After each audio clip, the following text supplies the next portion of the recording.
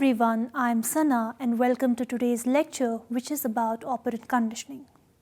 The objectives of today's topic are: first is what is operant conditioning, second is the concept of reinforcement and punishment, third is the concept of shaping, fourth is schedules of reinforcement, fifth is idea of health promotion, sixth and the last objective is how operant conditioning is used to promote health. Let us begin with a brief introduction of the topic. In 1937, American behaviorist B.F. Skinner coined the phrase operant conditioning to describe his field of study, environment affecting behavior, in contrast to the reflex-focused research of the Pavlovians. Operant conditioning is a type of learning in which the frequency of a behavior is governed by the consequences of that behavior. The term operant is the combination of the words operate and environment. As a result, the term operant designates a certain class of behavior that manipulates the environment to bring about results. Consequences such as reinforcers, for example, increase the frequency of behavior. Punishments reduce the likelihood of behavior. Let us briefly talk about the history of operant conditioning. The study of operant conditioning was pioneered by B.F. Skinner. He wrote The Behavior of Organisms in 1938, a pioneering analysis of the impact of causes and consequences on non-human operant behavior. Skinner employed a natural science approach to identify underlying behavioral principles. His discoveries were the catalyst for the groundbreaking psychology text, Principle of Psychology, and the Journal of the Experiment and Analysis of Behavior, which was established in 1958 and is the premier arena for basic operant research. Applications of operant conditioning became a significant area of research as the field expanded, and the Journal of Applied Behavior Analysis was established in 1968 to publish these applications to issues of societal significance. As the principal association for operant conditioning researchers and practitioners, the Association for Behavioral Analysis International was founded in 1974. The Behavior Analyst Certification Board was created to offer applied behavioral analysts professional credentials. Coming to the first objective, which is what is operant conditioning. Operant conditioning, sometimes referred to as instrumental conditioning, is a form of associative learning process whereby the strength of a behavior is controlled by rewards or punishments. Operant conditioning links a voluntary behavior with systematic consequences. The key to operant conditioning is reinforcement. When a person performs in a behavior and receives positive reinforcement for it, the behavior is more likely to repeat itself. Similar to this, if a person engages in a behavior and receives either negative reinforcement or is punished, the activity is less likely to repeat itself.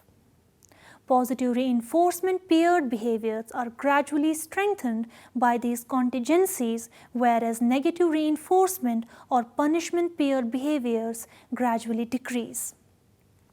Over time, the term operant conditioning has expanded to encompass a comprehensive method of psychological research.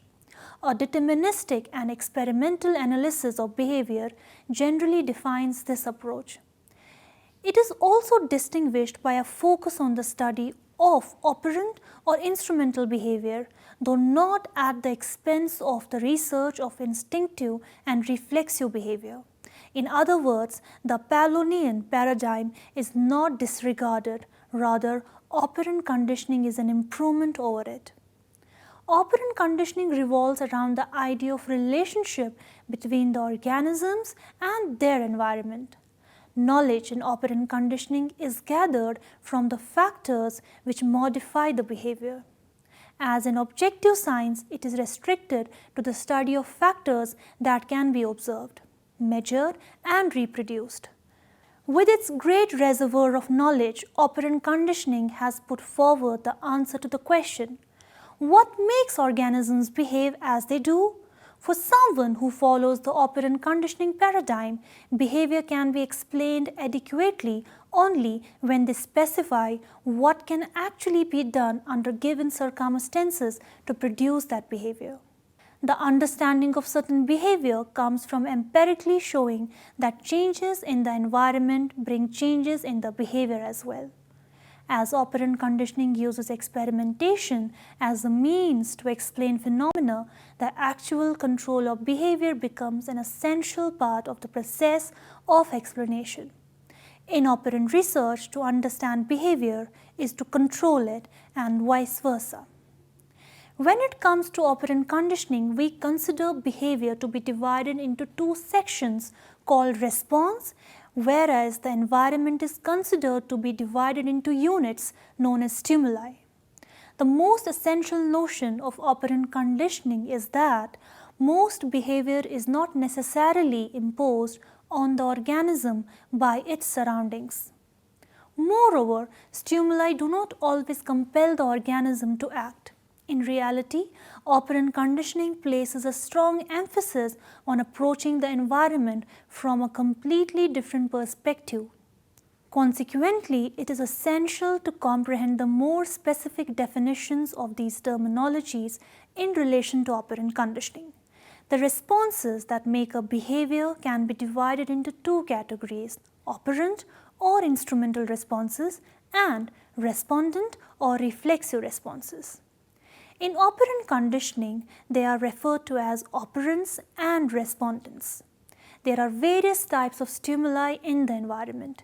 Environmental events that frequently precede responses make up one class of stimuli called eliciting stimuli. These stimuli generate relatively fixed and stereotyped responses from the respondents. Environmental occurrences that follow responses make up the second type of stimuli, known as reinforcers. Reinforcing stimuli increase the likelihood that the subsequent responses will occur again in the organism's future, as well as the frequency with which they do so. The operants are the responses whose likelihood increases when reinforcers are provided.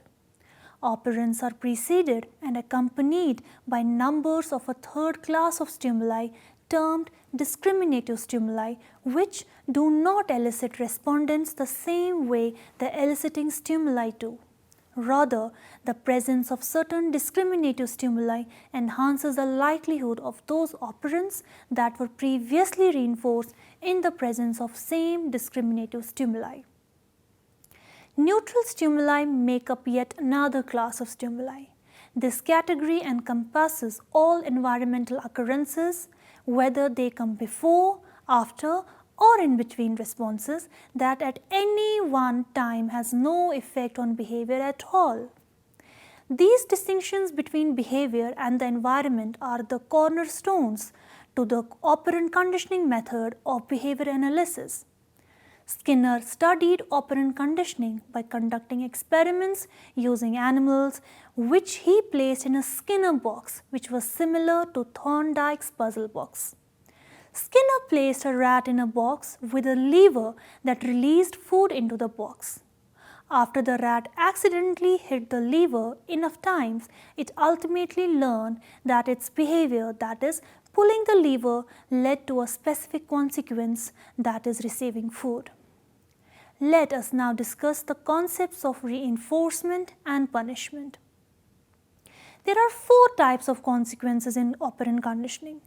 These consequences can be placed into 2 distinct categories: reinforcement and punishment.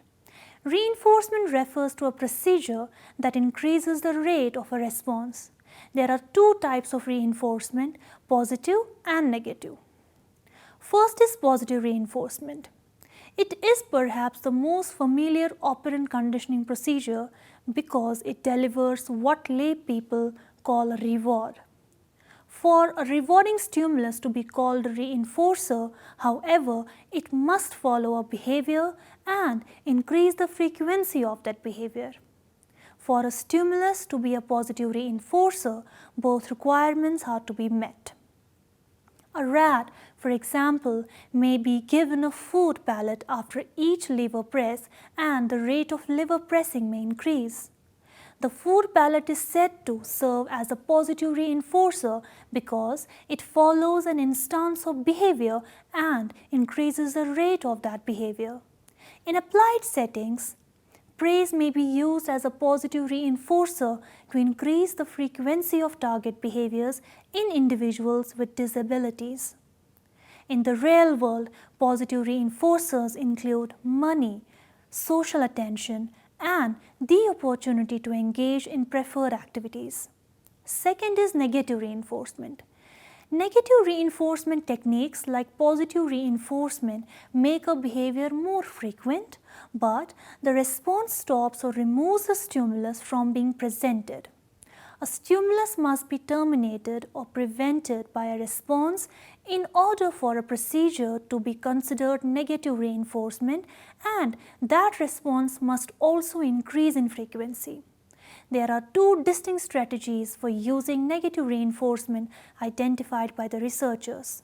The procedure is known as escape if the response ends the stimulus.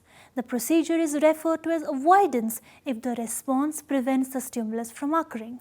For example, an early preparation for studying negative reinforcement involved pairing a conditioned stimulus, example buzzer, with the delivery of foot shocks to rats. Initially, the rats escaped the shock by jumping over a barrier in the apparatus.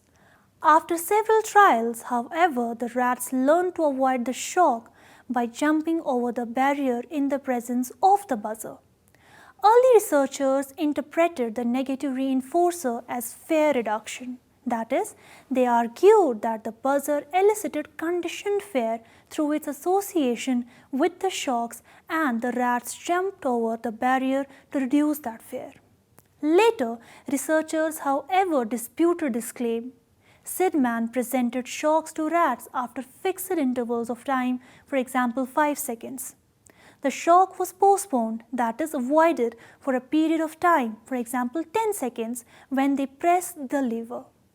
Because no external stimulus predicted the delivery of shock, fear reduction was an inadequate explanation for avoidance responding. Instead, shock reduction was the controlling variable. In applied settings, people may behave inappropriately to escape or avoid the demands of the task. Governments may use negative reinforcement to control the behavior of their citizens. For example, people may pay their taxes to avoid a fine or going to jail rather than because paying taxes yield a positive reinforcer. Let us now talk about punishment. The term punishment alludes to a methodology that diminishes the recurrence of a response.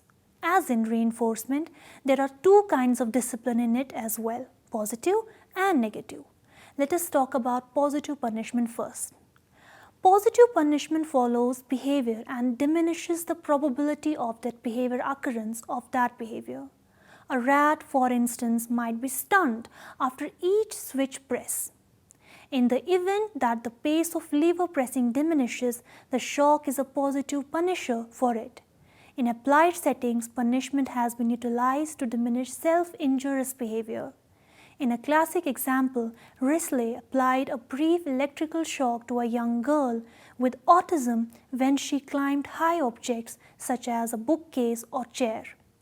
This resulted in a decrease in dangerous climbing to 0. However, the frequency of eye contact with the experimenter increased.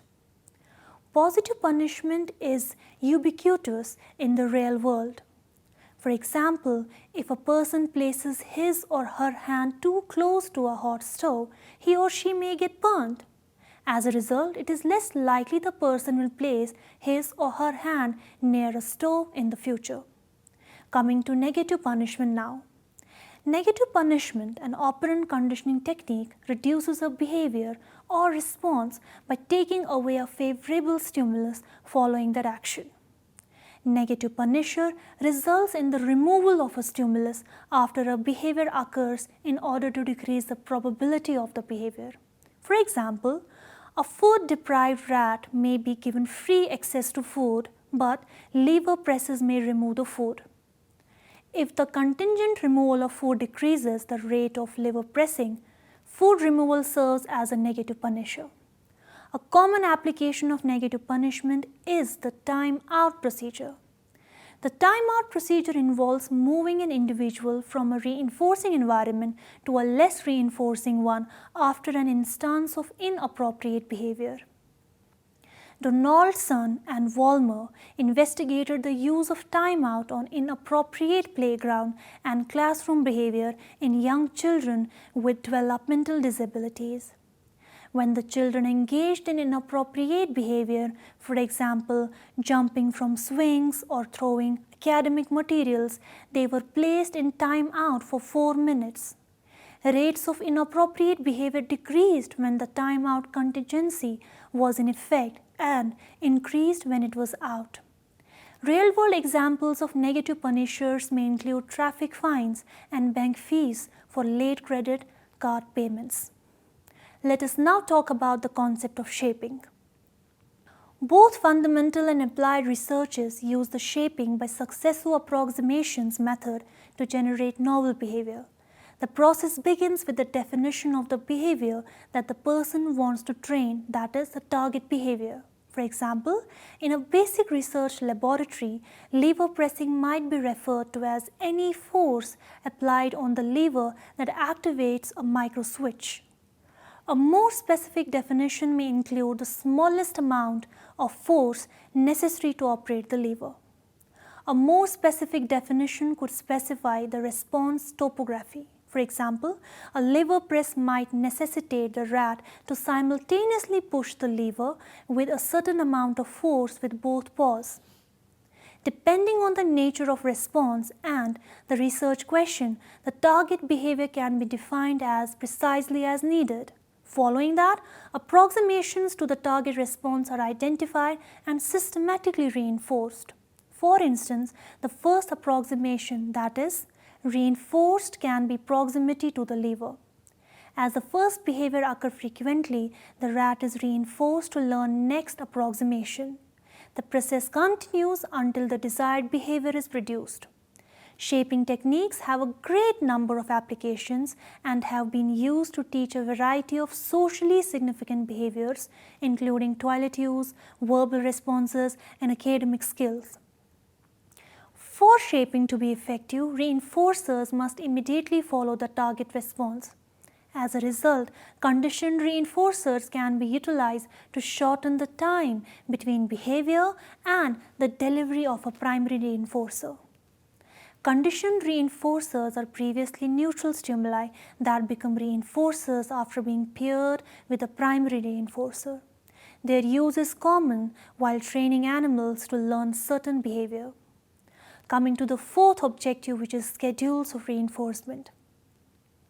Schedules of reinforcement are rules that govern which response will a reinforcer follow. The use of reinforcement schedules help produce predictable and distinctive patterns when it comes to operant responding. There are two types of reinforcement schedules: continuous reinforcement schedule and partial reinforcement schedule. A reinforcer is delivered after each response in a continuous reinforcement schedule. On the other hand, a partial reinforcement schedules do not follow each response with a reinforcer.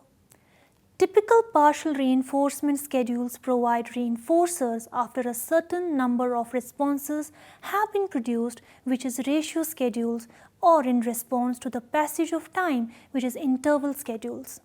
4 common simple schedules of reinforcement will be discussed here. First one is ratio schedule, which involves fixed ratio schedules and variable ratio schedules. So, what is fixed ratio schedules? During fixed ratio schedules, the behavior is reinforced only after the behavior occurs a specified number of times. The schedule is described in terms of the number of responses necessary for reinforcement. The rate of reinforcement depends on how quickly an organism responds, and the likelihood of reinforcement increases with successive responses. In a variety of species, Fixed ratio schedules induce a distinctive pattern of behavior in response to a range of reinforcers such as tokens and money. A fixed ratio schedule in the real world can entail a worker receiving payment after producing a specific number of goods that they are required to produce. Coming to variable ratio schedules. Responding is reinforced in variable ratio schedules after a randomly chosen number of responses have been delivered. The schedule is described in terms of average number of responses needed to produce reinforcement. While fixed ratio schedules also require the same number of responses for reinforcement, the response rate generated by variable ratio schedules is frequently faster and more consistent over time. Fishing may serve as an illustration of a variable ratio schedule in the real world. The likelihood of catching a fish, which is a reinforcer, is determined by the number of castings of the fishing line, which is a response. But from one successful try to the next, the number of casts needed to land each fish can change.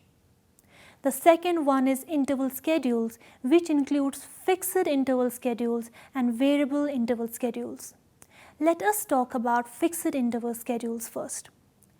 In fixed interval schedules, reinforcement is given after a fixed time interval provided at least one correct response has been made. For illustration, checking one's mailbox, which is response, and finding mail, that is reinforcer, can be viewed as an example of fixed interval schedule. Let us now talk about variable interval schedules. During variable interval schedules, reinforcement is given after an unpredictable amount of time has passed, provided one correct response has been made. Due to the constant predictable result it generates, the variable interval schedule is one of the most popular schedules in operant research. If one uses a variable amount of water or a variable heat source every time he or she boils water, the response of looking to see if the water is boiling may be reinforced by seeing boiling water on a variable interval schedule. When utilizing schedules to evaluate the impact of another variable, such as drugs, variable interval schedules are typically preferable than variable ratio schedules. Coming to another objective, which is health promotion. The role of behavioral factors in the development of health deteriorating conditions is clear. Research on preventable risk factors adopts the perspective of health promotion. Health promotion is a philosophy that has at its core the idea that good health or wellness is a personal and collective achievement. For the individual, it involves developing a program of good health habits. For the medical practitioner, health promotion involves teaching people how to achieve a healthy lifestyle and helping people at risk for particular health problems offset or monitor those risks. For the health psychologist, health promotion involves the development of interventions to help people practice healthy behaviors. For community and national policy makers, health promotion involves emphasizing good health and providing information and resources to help people change poor health habits. Successful modification of health behaviors will have several beneficial effects. First, it will reduce deaths due to lifestyle-related diseases. Second, it may delay time of death, thereby increasing the life expectancy. Third, and the most important, the practice of good health behaviors may expand the number of years during which a person may enjoy life free from the complications of chronic diseases. Finally, modification of health behaviors may begin to make a dent in the more than 2.6 trillion that is spent yearly on health and illness. Health behaviors are behaviors undertaken by people to enhance or maintain their health. A health habit is a health behavior that is firmly established and often performed automatically without awareness. These habits usually develop in childhood and begin to stabilize around age 11 or 12. Wearing a seat belt, brushing one's teeth, and eating a healthy diet are all examples of these kinds of behaviors.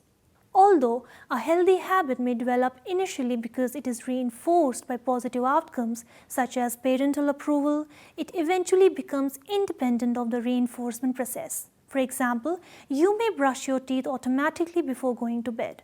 As such, habits can be highly resistant to change. Consequently, it is important to establish good health behaviors and to eliminate poor ones early in life. Coming to the last objective, which is how operant conditioning is used in health. Operant conditioning began as a basic science to discover fundamental behavioral principles in non-human animals. As research findings accumulated and key principles such as reinforcement and punishment were identified, they were systematically applied to improve behavior or social importance. Because of the generality of operant principles, they are now being applied in a wide variety of settings, including animal training, the treatment of autism, parenting, education, and the behavior of organizations, to name a few. Many health habits can also be thought of as operant responses. For example, drinking may be maintained because mood is improved by alcohol, or smoking may occur because peer companionship is associated with it. In these cases, reinforcement maintains the poor health behavior. Thus, using this principle to change behavior requires altering the reinforcement. Over the years, researchers have understood the important role that operant conditioning can play in health management. They have applied the principles of operant conditioning to various health modifying and management techniques. For instance, one of the techniques using principles of operant conditioning is self-reinforcement. Self-reinforcement involves systematically rewarding oneself to increase or decrease the occurrence of a target behavior. Positive self-reward involves rewarding oneself with something desirable after successful modifications of target behavior, such as going to a movie following successful weight loss. Negative self-reward involves removing an aversive factor in the environment after successful modifications of the target behavior. An example of negative self-reward is taking the Miss Piggy poster off the refrigerator once regular controlled eating has been achieved. For example, suppose Mary smokes 20 cigarettes a day. She might first define a set of reinforcers that can be administered when particular smoking reduction targets are met. Reinforcements such as going out to dinner or seeing a movie. Mary may then set a particular reduction in her smoking as a target, such as 15 cigarettes a day. When that target is reached, she would administer reinforcement, that is, movie or dinner out. The next step might be reducing smoking to 10 cigarettes a day, at which time she would receive reinforcement. The target then might be cut progressively to 5, 4, 3, 2, 1, and none. Through this process, the target behavior of abstinence would eventually be reached.